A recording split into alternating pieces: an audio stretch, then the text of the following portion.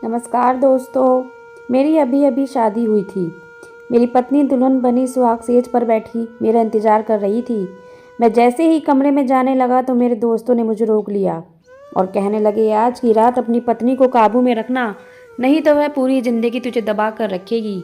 मेरा दोस्त हरीश मजाकिया अंदाज में मुझसे यह बात करता हुआ बोला। तभी दूसरा दोस्त बोला, अरे इसमें इतनी हिम्मत कहाँ है कि यह सब कुछ कर पाए। यह तो ज़िंदगी भर उसका गुलाम बनकर रहेगा। सारे दोस्त मेरा मजाक बनाने में लगे हुए थे और मैं हंस हंसकर उनकी बातें टाल रहा था। मैंने जैसे तैसे करके अपने दोस्तों से पीछा छुड़ाया और बहुत ही बेताबी के साथ अंदर कमरे में दाखिल हुआ।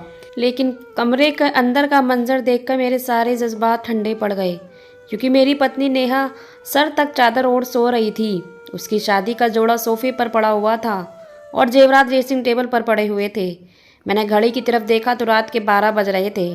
अभी इतना टाइम भी नहीं हुआ था। शादी में इतना टाइम तो हो ही जाता है।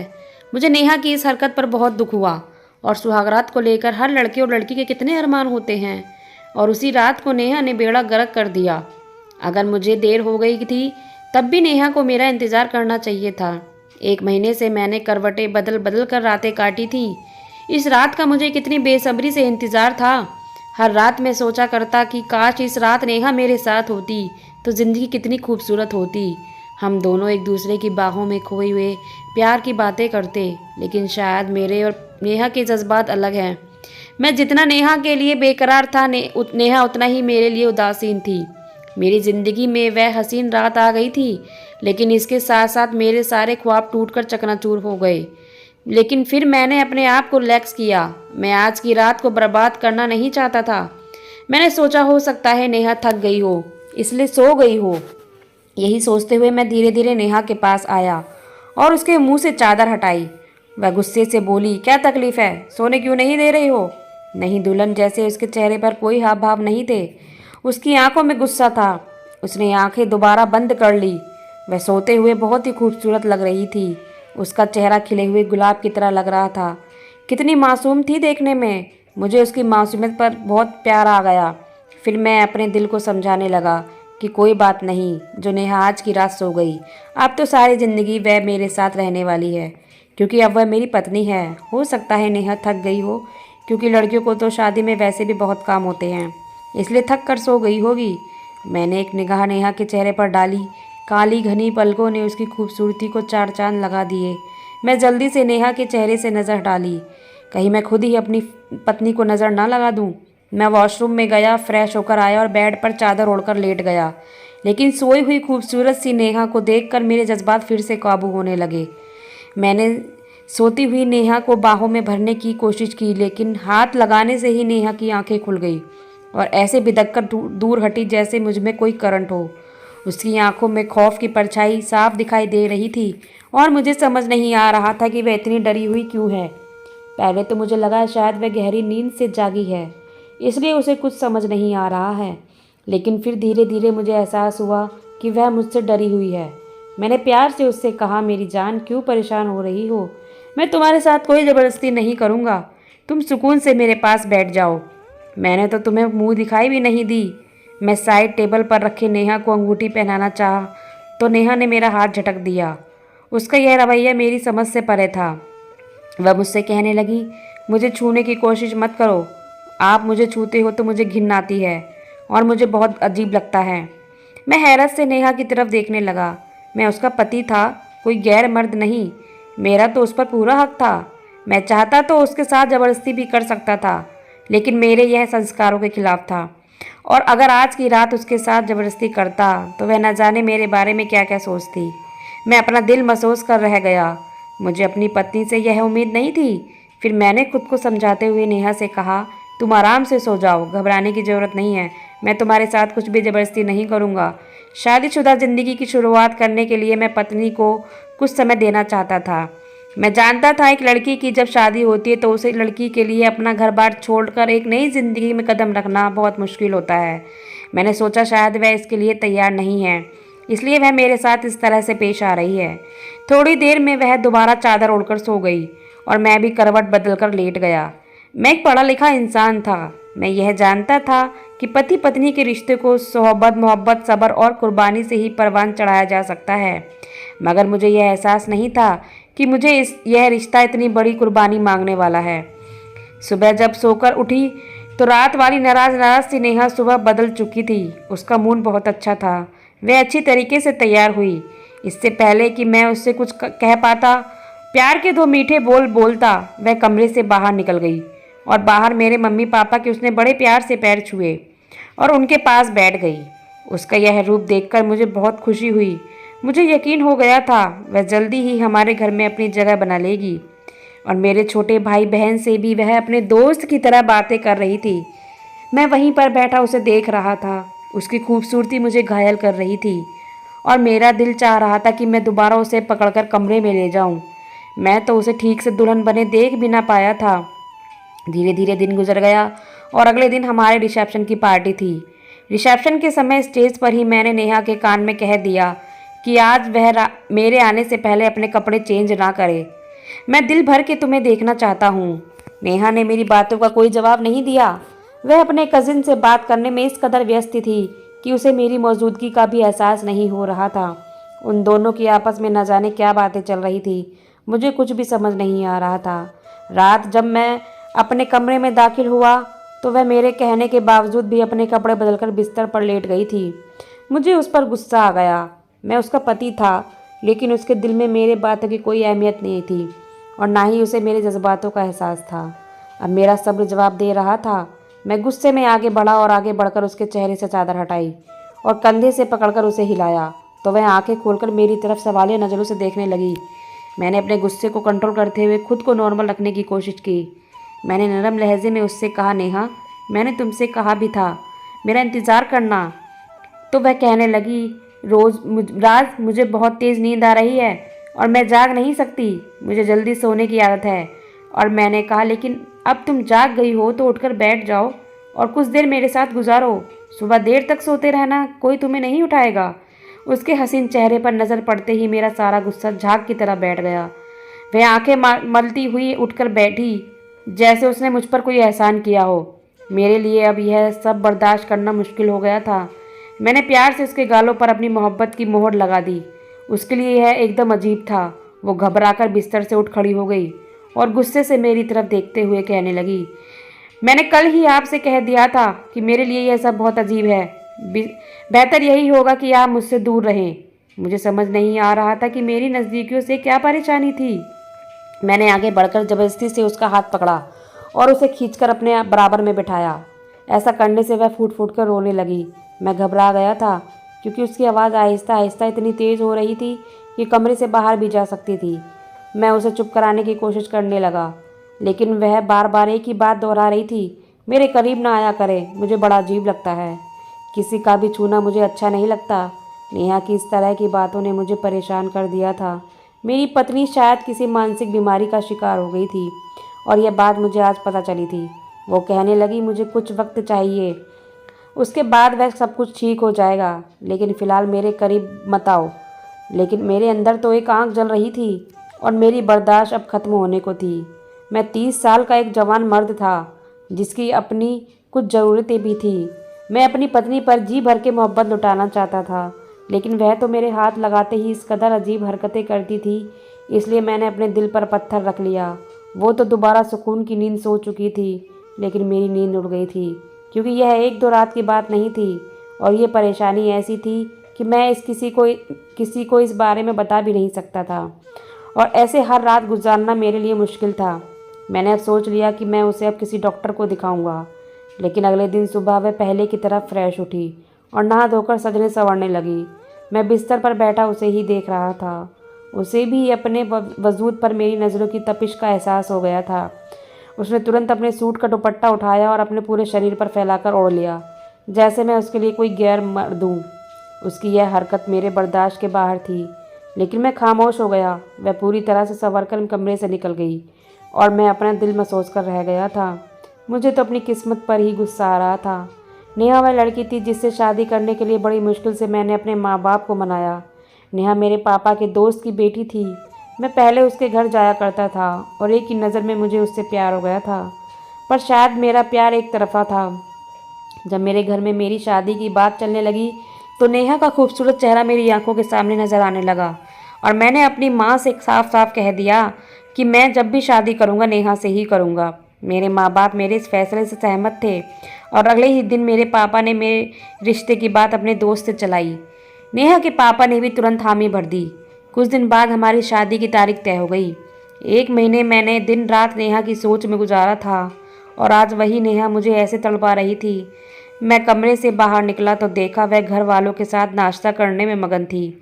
मेरे पापा मुझे देखकर कहने लगे, बहू तो सुबह सुबह ही उठकर कमरे से निकल जाती है, लेकिन तुम्हारी नींद है कि पूरी ही नहीं होती। अब मैं पापा को क्या बताता कि मैं तो पूरी रात का जगा हुआ हूँ और नेहा तो पूरी रात घोड़े बेचकर सोती है। मुझे देखते ही मेरी माँ ने मुझसे कहा कि नेहा को 2 दिन के लिए उसके मायके छोड़ दो। उसके घर वाले का फ़ोन आया था।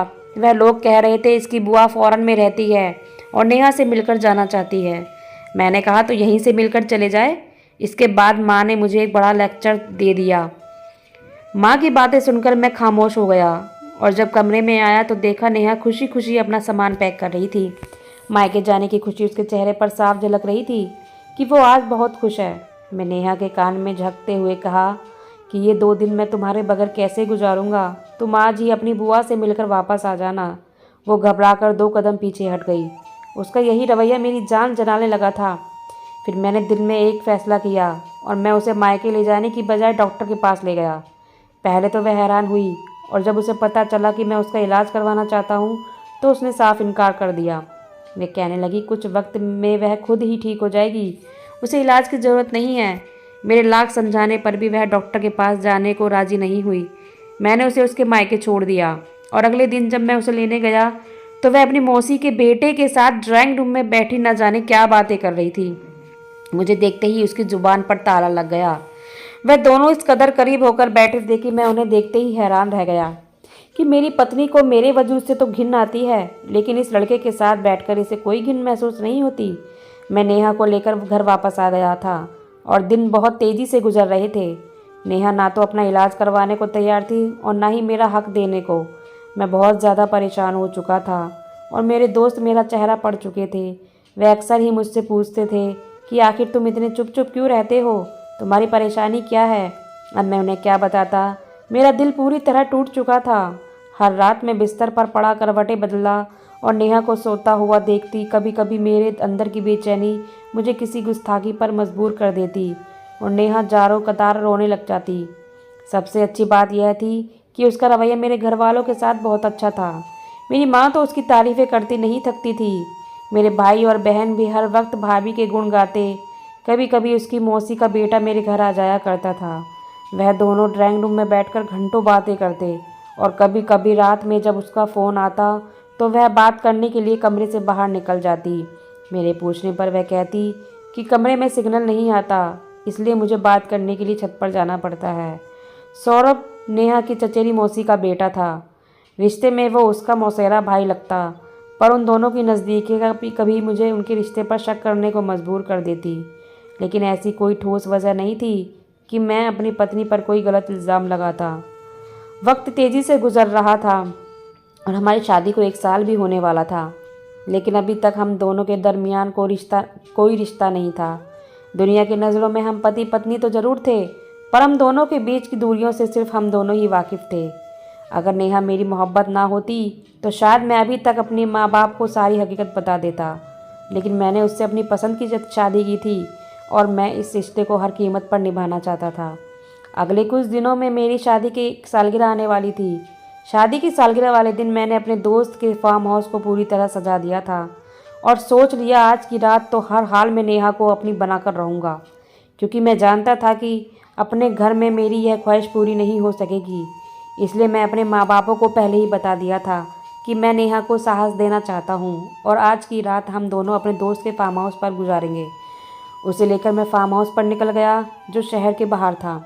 मैंने नेहा को नहीं बताया था कि हम आज की रात फार्म हाउस पर गुजारने वाले हैं, क्योंकि मुझे यकीन था वह कोई ना कोई बहाना बनाकर टाल देगी। 1 साल तक नेहा ने मुझे जितना तड़पाया था, मैं उस तड़प का उससे बदला लेना चाहता था। मैंने सोच लिया था कि सारी रात मैं उसे अपनी मोहब्बत से इस तरह जकड़ कर रखूँगा कि उसके अंदर की सारी झिझक, सारा डर निकल जाए। फार्म हाउस पर पहुंचकर नेहा को पता चला कि हम दोनों यहाँ पर अकेले हैं तो वह गुस्सा होने लगी और कहने लगी, मुझे यहाँ नहीं रहना, हमें इसी वक्त यहाँ से घर ले चलो। मैंने उसकी एक ना सुनी और उसे बाजुओं से पकड़कर उसे बेड पर लिटा दिया। मेरी आंखों में नशा उतर आया था। नेहा, तुम्हारी मोहब्बत में मैंने 1 साल अपने जज्बातों का कत्ल किया है, लेकिन अब मेरे लिए यह बर्दाश्त के बाहर है। तुम मेरी पत्नी हो और हमारे बीच हर रिश्ता जायज़ है, इसलिए अब मैं और इंतज़ार नहीं कर सकता। यह सब कहने के बाद मैं जैसे ही उसके करीब गया तो वह बेड पर खड़ी हो गई और फूट फूट कर रोने लगी। रोते हुए उसने कहा कि वह किसी और से मोहब्बत करती है और अपने माँ बाप के चुपके से उसने शादी भी कर ली है। नेहा की बातें सुनकर मेरे कदमों तले ज़मीन खिसक गई। यह कैसा सच था जो मुझे शादी के 1 साल बाद पता चला। मेरी पत्नी मेरी नहीं बल्कि किसी और की पत्नी है। यह बात मैं किसी भी तरह बर्दाश्त नहीं कर सकता था। मैंने नेहा को कंधों से पकड़कर झंझोड़ डाला और उससे कहा कि अब तमाशा बहुत हो चुका, सब कुछ सच सच बताओ। मेरे पूछने पर नेहा ने मुझे जो भी कुछ बताया, मेरे होश उड़ गए। नेहा 1 साल से मुझे धोखा दे रही थी और अगर वह शादीशुदा थी तो मुझसे शादी ही क्यों की। नेहा ने जिस लड़की से शादी की थी उसका नाम अमित था। अमित नेहा की मौसी के बेटे सौरभ का दोस्त था और उसी ने उन दोनों को मिलवाया था। उन दोनों की मोहब्बत 3 साल तक परवान चढ़ती रही। नेहा ने अपने और अमित के रिश्ते के बारे में अपने घर वालों को बताया था, पर उसके घरवाले अमित के साथ नेहा की शादी करवाने को राज़ी नहीं थे, इसलिए इन दोनों ने चुपके से शादी कर ली। पर यह बात इन दोनों ने किसी को नहीं बताई। अमित नेहा का तसल्ली देता, जब उसे कोई अच्छी नौकरी मिल जाएगी तो वह अपने घर वालों को अपनी शादी का सच बताएगा और जब घर वाले मान जाएंगे तो नेहा को अपने घर ले आएगा। शादी से पहले नेहा और अमित ने शारीरिक संबंध नहीं बनाए थे। नेहा ने कहा था कि शादी के बाद ही सब कुछ करेंगे, लेकिन शादी के बाद भी नेहा ने अमित को अपने करीब नहीं आने दिया था। अमित उसको मनाता लेकिन नेहा मना कर देती। पर 1-2 साल बाद भी अमित की कोई नौकरी नहीं लगी और इधर नेहा ने घर वाले नेहा को रिश्ता ढूंढने में लगे थे। इस बीच मेरे पापा ने नेहा के पापा से बात की। वह तुरंत इस रिश्ते के लिए मान गए थे। नेहा ने डर के मारे यह बात अपने घर वालों को नहीं बताई थी और ना चाहते हुए भी खामोशी से मुझसे शादी कर ली। जब अमित को नेहा की शादी की बात पता चली तो उसने सख्ती से नेहा को कहा था कि तुम अपने पति को कोई भी बहाना करके उनके करीब मत आना। मैं कोशिश कर रहा हूँ अपने घर वालों को मनाने की, अगर वो लोग मान जाएंगे तो मैं तुम्हें ले जाऊँगा। इसलिए यही कारण था कि नेहा मुझसे दूर दूर रहती थी और शादी से लेकर आज तक वह इसी इंतज़ार में है कि कब अमित अपने घर वालों को मनाएगा और अपनी शादी की सच्चाई बताकर उसे अपने साथ ले जाएगा। यह सब कहते ही नेहा फूट फूट कर रोने लगी। रोते हुए उसने बताया कि मैं कभी कभी अमित से मिलने जाती हूँ। वो मुझ पर अपने प्यार की बारिश करना चाहता है, लेकिन मैं उसे मना कर देती हूँ क्योंकि यह धोखा होगा, आपके साथ भी और अमित के साथ भी, क्योंकि एक बार में मैं 2 पति नहीं रख सकती। नेहा अमित की मोहब्बत का दामन थामे इस इंतज़ार में जिंदा थी कि एक ना एक दिन वह उसे लेने ज़रूर आएगा। लेकिन नेहा की बातें सुनने के बाद मैं बहुत अच्छी तरह जान गया था कि अमित ने नेहा का इस्तेमाल किया है। मैंने प्यार से नेहा को अपने पास बिठाया और उसके आंसू साफ किए। मैंने उसे समझाया, नेहा, अमित तुमसे मोहब्बत नहीं करता, उसे सिर्फ तुम्हारे जिस्म से मोहब्बत है। अगर ऐसा नहीं होता तो अमित कब का अपने घर वालों को बता चुका होता। और सबसे पहली बात, तुम्हारी शादी मुझसे होने ही नहीं देता। सच बताओ नेहा, तुम जितनी बार अमित से मिली हो तो उसने तुम्हारे साथ ज़बरदस्ती करने की कोशिश की या नहीं? मेरी बात सुनकर हाँ में सर हिलाते हुए बोली, हाँ। जब मैं अमित से मिली उसने मुझसे शादीशुदा संबंध बनाने को कहा और कहता हमारी शादी तो हो चुकी है, फिर यह दूरियां कैसी हैं। शादी भी उसने मेरे कहने पर ही की थी, नहीं तो वह शादी से पहले ही मेरे साथ संबंध बनाना चाहता था। जब मैं उसको कहती थी कि शादी के बाद सब कुछ करेंगे, तभी मेरे कहने पर उसने मुझसे शादी की थी। मैंने नेहा से कहा, नेहा अब तुम खुद समझदार हो कि अमित को तुमसे कैसी मोहब्बत है। मेरी बात सुनकर नेहा की आंखों में आंसू आ गए। वह मेरे गले लगकर मुझसे बोली, मुझे माफ़ कर दो राज, वह मेरी कच्ची उम्र का प्यार था, एक आकर्षक था जो अमित के प्रति था। मैंने नेहा को रोने दिया। जब वह थोड़ा शांत हुई तब मैंने नेहा से कहा, अब तुम बताओ तुम किसके साथ रहना चाहती हो? नेहा बोली, मैं कुछ महीनों से इसी कश्मकश में हूँ। मुझे अब अमित से मिलना अच्छा नहीं लगता, मुझे तुम्हारे साथ रहना अच्छा लगता है। पता नहीं मुझे तुमसे मोहब्बत हो गई है या नहीं, पर तुम्हारा साथ मुझे खुशी देता है, सुकून देता है। इतना सुनते ही मैंने नेहा के होठों पर अपनी उंगली रख दी। मैंने कहा, नेहा बस अब आगे कुछ मत कहो। मैं समझ गया कि तुम्हें मेरे साथ ही रहना है, क्योंकि भले ही तुम अपने मुंह से ना कहो, लेकिन मुझे पता है तुम्हें मुझसे मोहब्बत हो गई है। इतना सुनते ही नेहा के चेहरे पर शर्म की लाली फैल गई। उसने मेरे सीने में सर छुपा लिया। मैंने नेहा को कसकर अपनी बाहों में जकड़ लिया और इस बार नेहा ने मेरा विरोध नहीं किया। उसने खुद को मेरी बाहों में ढीला छोड़ दिया। शादी के 1 साल बाद हमारी सुहागरात हुई थी। सुबह मैंने नेहा को उठाया और मैंने कहा, नेहा उठो, हमें घर चलना है।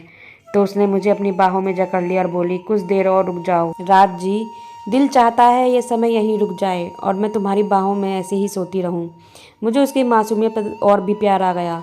मैंने उसे चूमते हुए कहा, नहीं नेहा, घर चलो, बहुत ही ज़रूरी काम करना है और अब तुम्हें पूरी ज़िंदगी मेरे साथ ही रहना है। हर रात हमारी ऐसी ही हसीन रात होगी। घर आने के बाद सबसे पहले मैंने एक काम किया।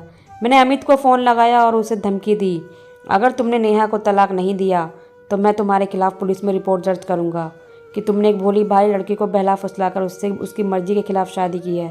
पहले तो अमित मेरे झांसे में नहीं आया, लेकिन जब नेहा ने मेरी हाँ में हाँ मिलाई तो वह डर गया और अगले कुछ ही दिनों में मैंने तलाक के पेपर्स बनवाकर अमित और नेहा का तलाक करवा दिया। नेहा ने गलत इंसान पर भरोसा करके बहुत से रिश्तों को खतरे में डाल दिया था। अगर मुझे उससे सच्ची मोहब्बत ना होती तो शायद मैंने उसे बहुत पहले ही छोड़ दिया होता, लेकिन वह मेरी मोहब्बत थी, इसलिए मैंने उसके सारे गुनाह को नज़रअंदाज करते हुए उसे अपना लिया था। तो फ्रेंड्स, ये कहानी आपको कैसी लगी कमेंट्स बॉक्स में ज़रूर बताइएगा।